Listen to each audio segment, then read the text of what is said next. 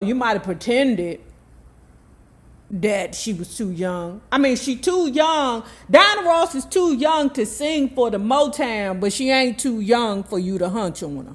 Okay, I move forward.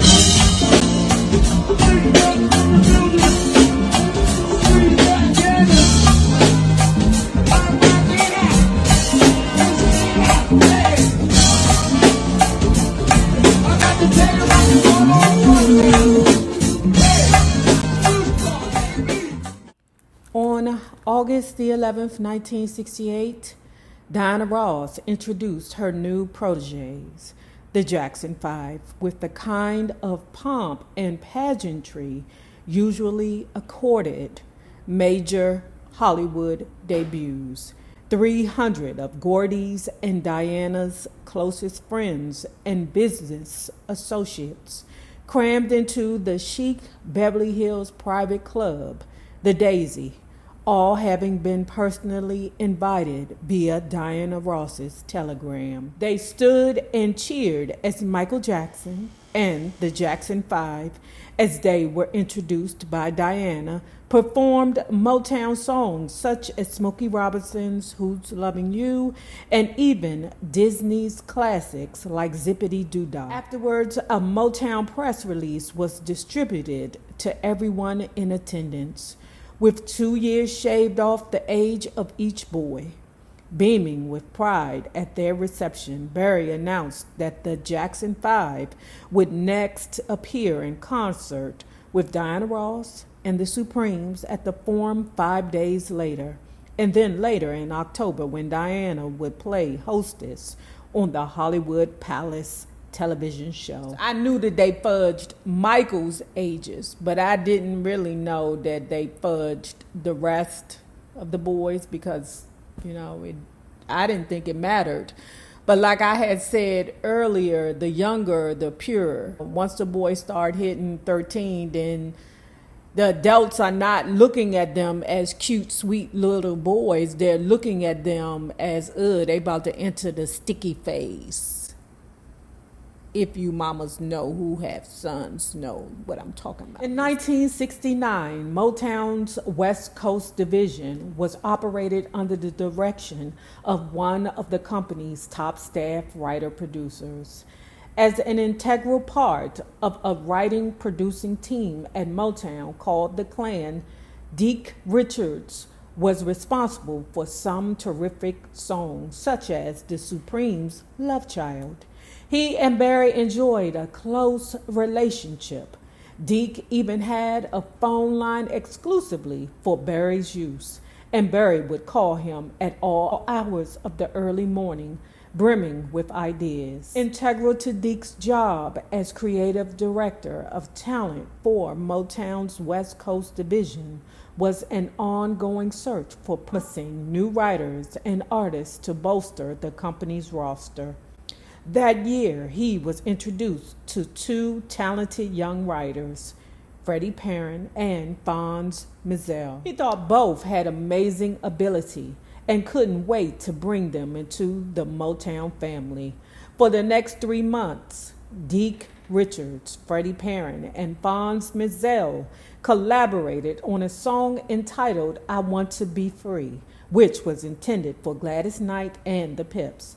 The team went into the Motown studios with a talented core of musicians to cut the instrumental track for I Want to Be Free, remembered fondly by Perrin as one of Motown's greatest instrumental performances. Meanwhile, Barry invited Deke to the show the Jackson5 gave at the Daisy, presented by Diana Ross. Deke was impressed.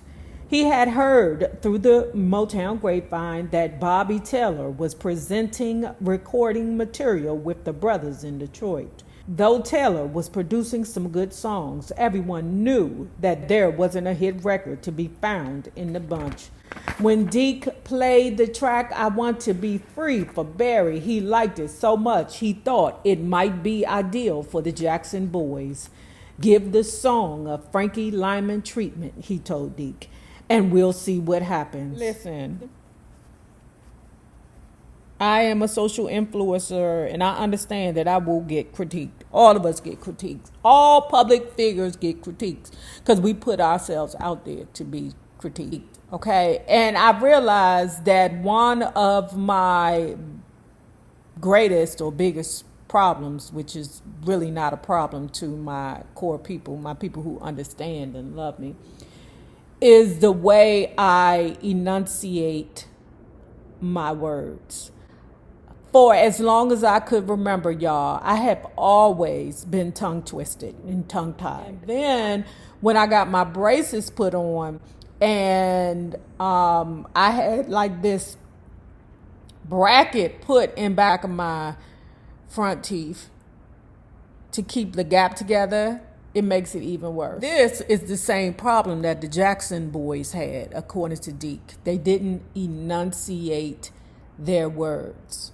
Okay, and when you're singing a song, you want every word to hit in a way that the audience will understand what you're saying. You don't want them to be like, what did she just say? Because I know that's what you guys deal with sometimes with me. I appreciate you guys so much for not beating me upside the head for how I pronounce my words. Hence the terrible lele. He said that was a big problem with the boys, that they dropped their words. Like in DC, we may do eatin', treatin', myrrh, iron. I told you anything with an R in it, we will screw it up. As a singer, though, he was great. As far as tone and all, he was terrific. We put a lot of pressure on him because whenever you find a little kid who can sing like that, the feeling is, yeah, he's so great. I want him to be even greater. I felt that if he could be that good in the raw, imagine how amazing he could be if you really polished him up. I remember that Deke Richards was one of my first teachers. Michael Jackson said, God, we spent so much time on I Want You Back. He was really patient with me, all of us. I think I must have recorded that thing 24 times.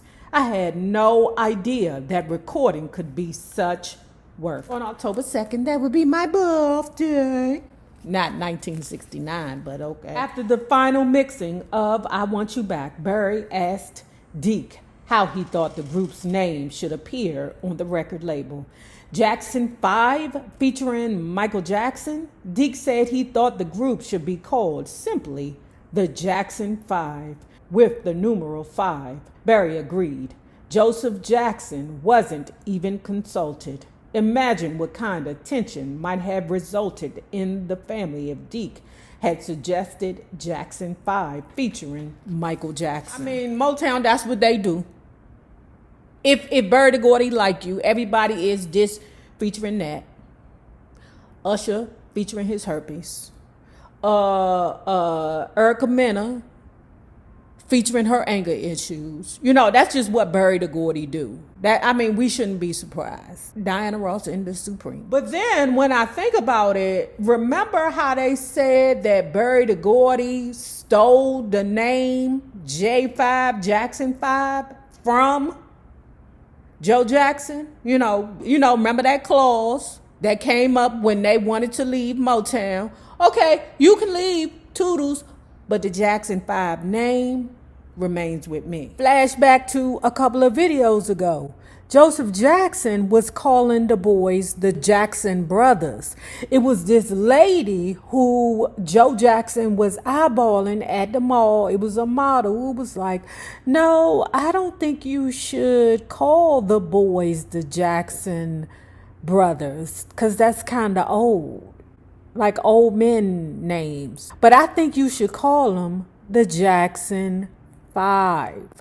And it was Barry Gordy and Deke who came up with the 5 being a numeral 5 and not spelled out 5. So technically, Barry Gordy didn't steal the name from Joe Jackson. On October 1st, 1969, as his father and brothers were being shuffled from one hotel to another by the Motown brass, it was decided that Michael Jackson would move in with Diana Ross in her Hollywood Hills home. It was a calculated thing.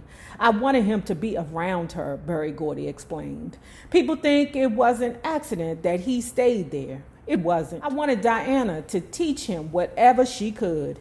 Diana was a very influential person. I knew that Michael would pick up something just by being around her. Diana had said that he sort of reminded her of herself at age 11. Michael was anxious and interested as well as talented, like Diana was when I first met her. She was 16 then.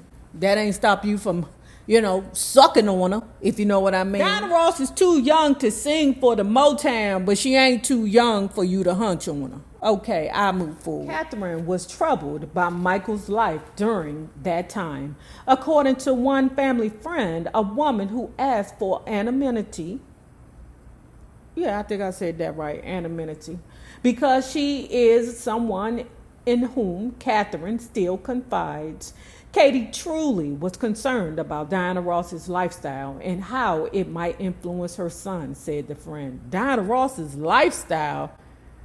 Girl, that lady don't do Nathan but sit around the house and wait for Bird or Gordy when he ain't with his friggin' wife. Girl, bye. Oh,